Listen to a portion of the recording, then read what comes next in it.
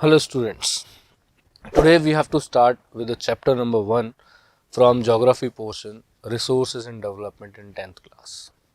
Students, in ninth class we have studied about physical geography, right? Means we have studied related to India, size, location.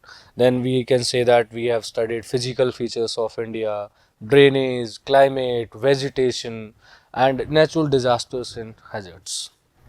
That was basically related to ninth class, right? But in 10th class means the complete chapters which we have to study in geography portion, they all chapters, they are basically related to human geography, right? So human geography is basically having several branches. So in 10th class we have to focus on human geography. So today we have to start from the beginning, that is chapter number 1, resources and development, right? So resources and development is basically, we can say that it is a broad concept. ये एक बहुत बड़ा concept है.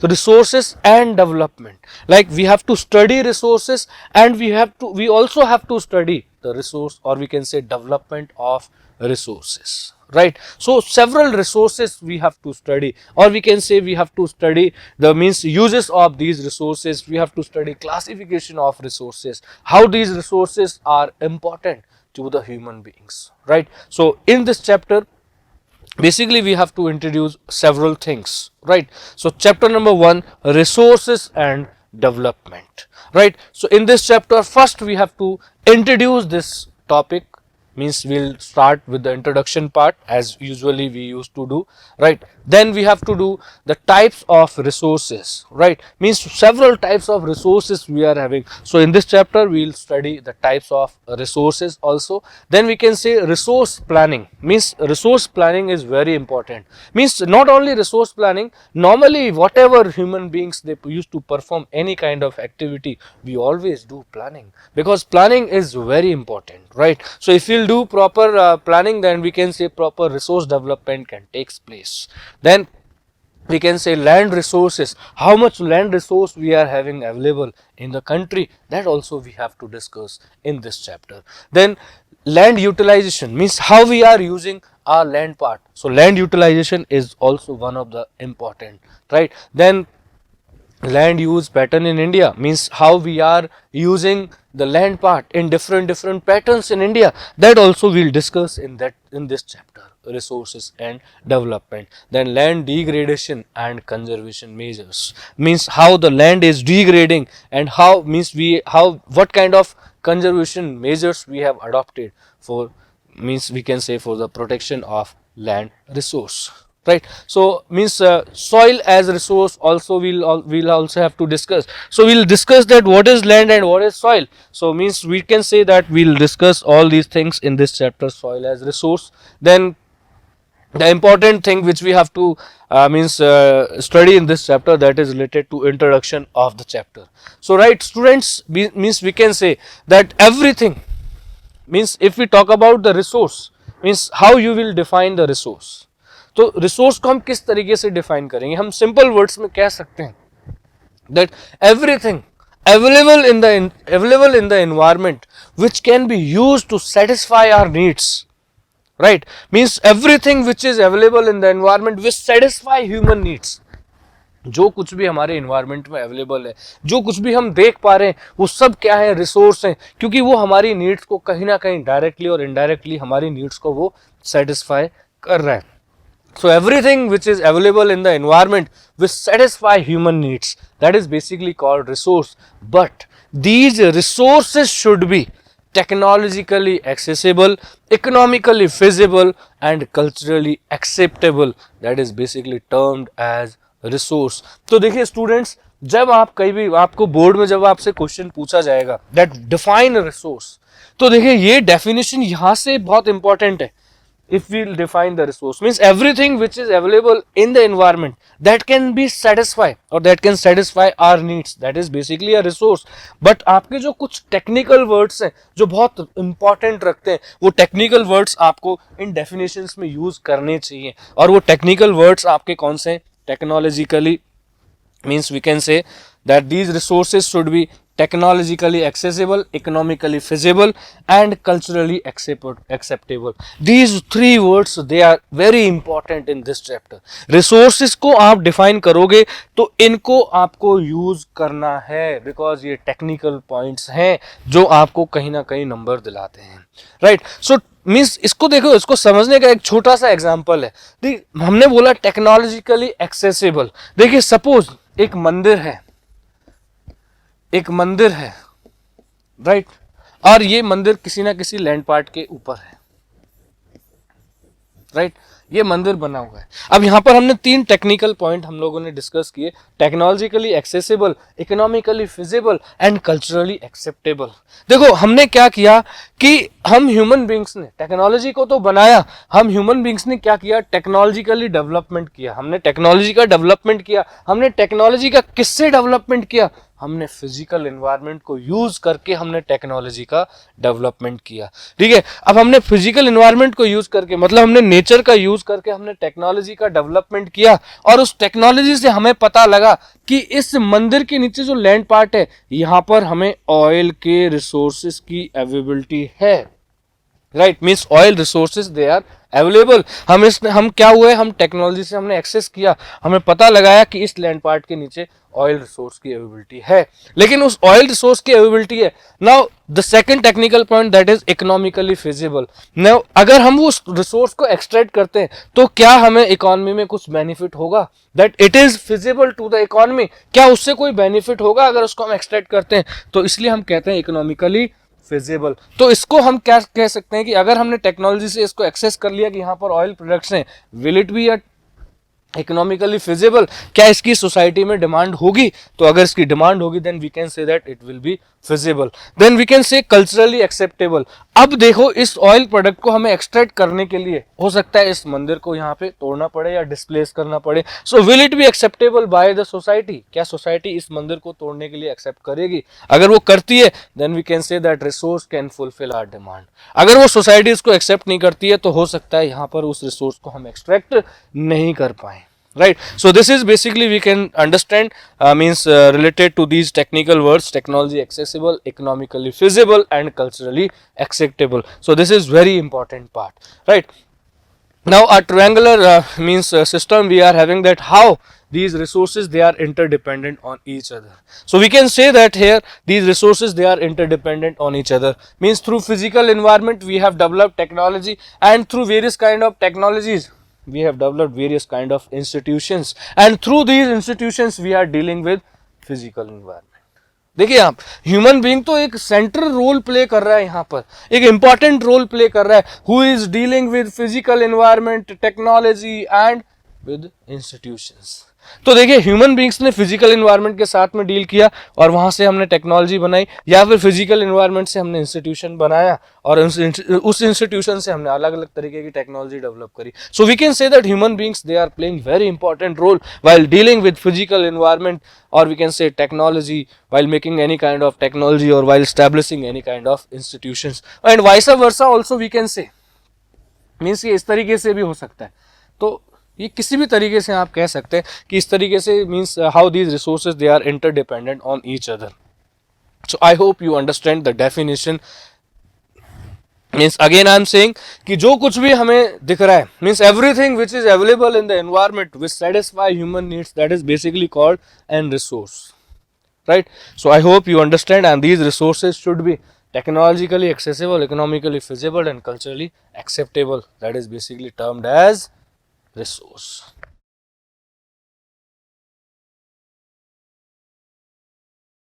Resources means classification of resources, or we can say types of resources. Basically we can say that we are having two types of resources, one that is natural resource and another one that is human resource. तो सबसे ज़्यादा अगर availability है अगर resources की environment में, तो हमारे कौन से natural resources की अवेलेबिलिटी है. human resource तो बहुत limited है, right? So human resource that is very important part of resource, but mainly means we are developing all kind of things with the means we can say with the in relationship with the natural resources. So several type of natural resources we are having, several type of human resources we are having. Like if we talk about human resource, we are having two important resource, structures and institution. जो भी हम building बना रहे हैं, जो भी हम institutions develop कर रहे हैं, वो सब किस टाइप के, वो man made resource है, वो सब ह्यूमन रिसोर्स है. And quantity and quality that mainly depend on the human being. वो स्ट्रक्चर या फिर जो इंस्टीट्यूशन हम बना रहे हैं, जो किस टाइप की क्वांटिटी का है, कितनी हम क्वांटिटी हम कह सकते हैं उसकी अवेलेबल है, और किस टाइप की क्वालिटी का वो है.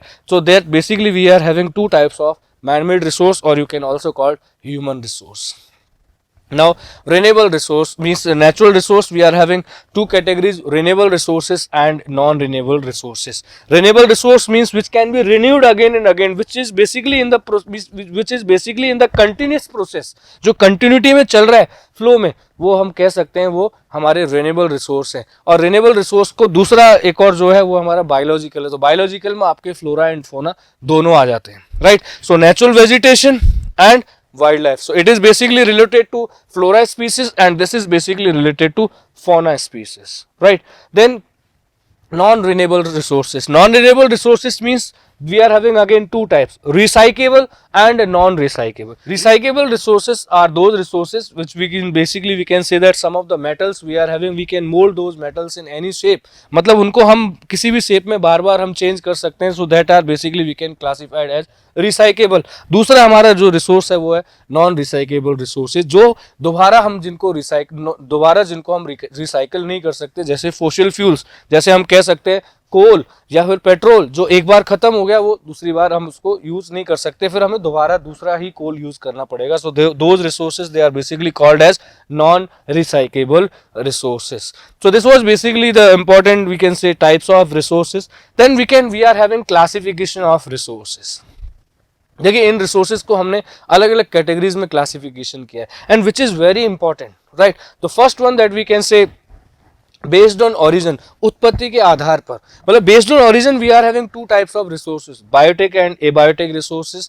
Then based of exhaustibility we are having again two types, renewable and non renewable resources, जो अभी हम लोगों ने डिस्कस किया. देन बेस्ड ऑन ऑनरशिप, मतलब मालिकाना आधार पर, based on ownership we are having individual, community, national and international resources. Then based on the status of development, again we are having four types of resources: potential, developed, stock and reserves. So this is basically we can say the important classification of resources. Now individually we have to discuss all these classification of resources. So first one, that is on the basis of origin. On the basis of origin we are having biotic and abiotic. Biotic resources comprises of living organisms, or we can say living things, and abiotic resources they basically comprise, or basically they are made up of non-living organisms. मतलब जिनमें कोई जीव नहीं होता वो हमारे abiotic होते हैं, और जिनमें जीव होता है वो हमारे biotic होते हैं. तो जीव वाले आपके आ जाते हैं इसमें फ्लोरा और fauna species, they all comes under biotic resources, and fossil fuels and other things they all comes under abiotic resources. तो बायोटिक आप समझ गए होंगे, जो लिविंग थिंग्स हैं, जो नॉन लिविंग थिंग्स हैं वो आपके एबायोटिक रिसोर्सेज हैं. So on the basis of origin we are having two types of resources, biotic and abiotic. Then next one, on the basis of exhaustibility, we are having two types of resources: renewable resources and non-renewable resources.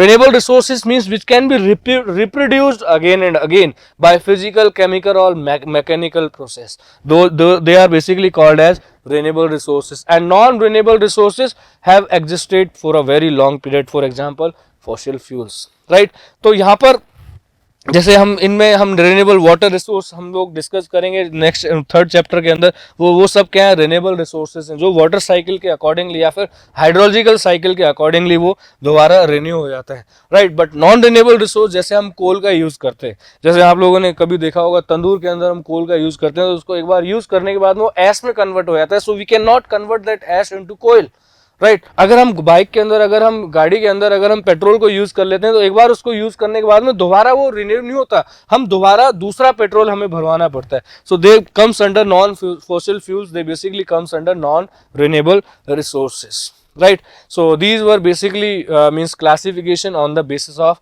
Exhaustibility. मतलब एक तो जो बार बार renewed हो रहा है, और एक जो रिन्यूड कभी नहीं हो रहा, right? So they comes under non renewable resources, right? Then on the basis of ownership, the first one which we are having, that is individual resource. Means suppose this pen is owned by me, so it is my individual resource. This shirt is owned by me, so this is my individual resource. जिसका मतलब हम कह सकते हैं जैसे house या फिर car, जो किसी उसका जिसका कोई पर्टिकुलर एक सिंगल ओनर होता है, that is basically called individual resource. So resources which are owned privately by individual, they are known as individual resources. Then community resources we are having. So community owned resources means जो पूरी society का जिसके ऊपर dominance होता है. So these are resources which are basically accessible to all members of the community, known as community owned resources. मतलब इसमें हम कह सकते हैं कि ऐसा रिसोर्स जिसको पूरी सोसाइटी यूज करती है कॉमनली, वो हम उसको हम बोलते हैं कम्युनिटी रिसोर्स. मींस उसके ऊपर किसी सिंगल पर्सन का डोमिनेंस नहीं होता, पूरी सोसाइटी का डोमिनेंस होता है. For example buried parks, public parks, roads, they all are basically we can say described as community owned resources, जिन पे पूरी सोसाइटी का या फिर पास्टल लैंड्स, वो पूरी सोसाइटी का उस पर कहीं ना कहीं डोमिनेंस होता है जिसको हम यूज कर सकते हैं. बट इंडिविजुअल रिसोर्स का एक सिंगल पर्सन के डोमिनेंस होता है, तो उसको सिर्फ वही यूज कर सकता है, right. Then national resources. Students, individual and community resources, they both are the part of national resource. ये दोनों नेशनल रिसोर्स के पार्ट हैं. फॉर एग्जाम्पल मैं इंडिया में रहता हूँ, पब्लिक पार्क भी इंडिया में, ठीक है, तो मेरे जितने भी रिसोर्स हैं वो इंडिया में, पब्लिक पार्क भी इंडिया में. So we can say that individual and community resources, they both are the part of national resources. And one more condition we are having in the national resource category, means whatever resources we are having from the coastline of the country, means till 12 nautical miles. मतलब हमारे जो resources हम कह सकते हैं कि जैसे हमारा ये पेनिसुलर पार्ट है, ये हमारा इधर अरेबियन सी है, राइट, और इधर हमारा बे ऑफ बंगाल है. तो इसके अंदर जो हमारा ये जो लैंड बॉडी है ये वाली, इससे 12 नॉटिकल माइल तक जितने भी रिसोर्सेस हैं वो सब किसके पार्ट हैं? वो सारे नेशनल रिसोर्सेस के पार्ट हैं. 12 नॉटिकल माइल और you can say 21.9 kilometers in the sea body. मतलब इस कोस्टल एरिया से इधर जितने भी हमारे, हम कह सकते हैं कि 21.9 किलोमीटर्स और अप्रोक्सीमेटली यू कैन से 22 किलोमीटर्स. तो मतलब 22 किलोमीटर तक ओशन बॉडी के अंदर जितने भी हमारे रिसोर्स हैं कोस्ट लाइन से, वो सारे किस कैटेगरी में आते हैं? आपके नेशनल रिसोर्स की कैटेगरी में आते हैं. जैसे इधर हमारा मुंबई हाई है, तो मुंबई हाई हमारा किस कैटेगरी में? नेशनल रिसोर्स की कैटेगरी में. तो national resources means we can say they are very important resources which basically belong to a particular country. I hope you understand. The next one, that is basically on the basis of ownership, we are having international resources. So means no individual country can utilize these without the approval of international agencies. मतलब कोई भी country दूसरी जो international agencies हैं उनकी permission के बगैर हम इंटरनेशनल रिसोर्सेज को यूज नहीं कर सकते. हम उनकी परमिशन से ही इंटरनेशनल रिसोर्सेज को यूज कर सकते हैं. और अगर ओशन बॉडी के अंदर आता है तो उस बेस में हम 200 नॉटिकल माइल हम लोग बोलते हैं कि जो हमारे रिसोर्सेज से, जो नेशनल रिसोर्स है उसके बियॉन्ड जो 200 नॉटिकल माइल्स तक जितने रिसोर्सेज हैं वो सब हमारे किस में आते हैं? इंटरनेशनल रिसोर्सेज की कैटेगरी में आते हैं. So we can use that international resource with the approval of international agency. जैसे हम ओपन स्काई को यूज करते हैं तो उसमें भी हमें परमिशन लेनी होती है. अगर हम सी बॉडी को यूज करते हैं तो उसमें भी हमें परमिशन लेनी होती है. अगर हम परमिशन नहीं लेते, that activity will be considered as illegal activity, right. 200 nautical mile और you can say 360 kilometres, right? So international resources, they are again very important resources. So these were the 4 important resources on the basis of ownership. Now the next, we can say that classification of resource which we are having, that is on the basis of status of development. So on the basis of status of development, again we are having 4 types of resources. The first one, that is potential resource, means which is basically we can say potential resources are those resources who are having too much potential to satisfy our needs. Right, to satisfy our needs, we can say that these resources, they are having too much importance, right? So potential resources, they are very important resources, means so many resources we are having like wind energy, solar energy, they are having potential to satisfy our needs, but we can say that we are means not able to use these resources just because of lack of technology. So means we can say that technology is the main reason. इसमें हम कह सकते हैं technology एक important reason है जिसकी वजह से हम पोटेंशियल रिसोर्सेज को यूज नहीं कर पा रहे हैं. So potential resource, basically we can say that it is mainly available in several states. For example, we can say Rajasthan and Gujarat, we are having in these both states, we are having ample opportunities of solar energy as well as wind energy. So potential energy means we are having ample opportunities, means these resources are having too much potential to satisfy the needs of the country, but we are not able to use these resources just because of lack of technology. The next one that we are having, that is basically developed resources. Developed resources, they are basically, we can say, quality wise and quantity wise surveyed, that we are having ample opportunity of developed resources. For example, water, for example, we can say several kind of other resources, but we are not able to use these resources just because of lack of technology. देखिए students, यहाँ पे जो on the base of status of development जो हमारी ये चार resource हैं, चार में से तीन जो हमारे रिसोर्स हैं, पोटेंशियल, डेवलप्ड एंड स्टॉक, ये तीनों हमारी कंट्री में बहुत ज़्यादा अवेलेबल हैं. इनका बहुत ज़्यादा स्टॉक भी है, बहुत ज़्यादा डेवलप्ड भी है, इनमें इतनी कैपेबिलिटी भी है कि हमारी नीड्स को इजीली सेटिस्फाई कर सकते हैं. लेकिन यहाँ पे एक रीज़न आएगा, that is lack of technology. मतलब प्रॉपर टेक्नोलॉजी की वजह से हम इन रिसोर्सेज को यूज़ नहीं कर पा रहे हैं. So developed resources means we can say that they are quality wise and quantity wise surveyed in our country, जिनका सर्वे हो चुका है ये कि ये डेवलप्ड है ये resources, but we are not able to use these resources just because of lack of technology. Then next we are having, that is stock. So we can say that means we are having ample opportunities of water resources. Like we can say that on means on 70% earth surface we are having water resources. तो हमारी मतलब इतने हमारे पास में water resources की availability है, but we can say that it is having potential to satisfy the human needs. But again we can say that we are not able to use these kind of resources just because of technology. अब देखिए water के अंदर hydrogen और oxygen की बहुत ज्यादा availability है, but again we can say that we are not able to use this resource properly because lack of technology. तो स्टॉक बहुत है, लेकिन हम टेक्नोलॉजी कहीं ना कहीं एक ड्रॉबैक है, जिसकी वजह से हम इन रिसोर्सेज को यूज नहीं कर पा रहे.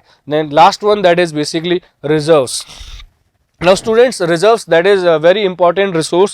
Means reserves means we can say that we are reserving several kind of resources for the future use, right? So we can say that some of the stock we are reserving for the future use. For example, जैसे हम कह सकते हैं हम forest को reserve कर रहे हैं, like according to National Forest Policy 1952 we are reserving our forest areas. हम क्यों reserve कर रहे हैं? जिससे हमारी future में आने वाली demands हमारी easily fulfill हो सकें. So these can be put to good use in the future. That's why we are reserving several resources for the future use, right? So reserve is, again we can say that it is very important resource on the basis of status of development. तो हम forest area को reserve कर रहे हैं, या फिर बहुत सारे ऐसे रिसोर्सेज हैं जिनको हम फ्यूचर यूज के लिए रिजर्व कर रहे हैं, जिससे हमारे फ्यूचर में हमारी डिमांड्स फुलफिल हो सकें, या फिर हमारी जो आने वाली जनरेशन है उसकी डिमांड्स यहाँ पे इजीली फुलफिल हो सके. So I hope you understand the resources, और we can say classification of resources, right? To watch the complete video, download the UpBind educational app from Play Store and App Store.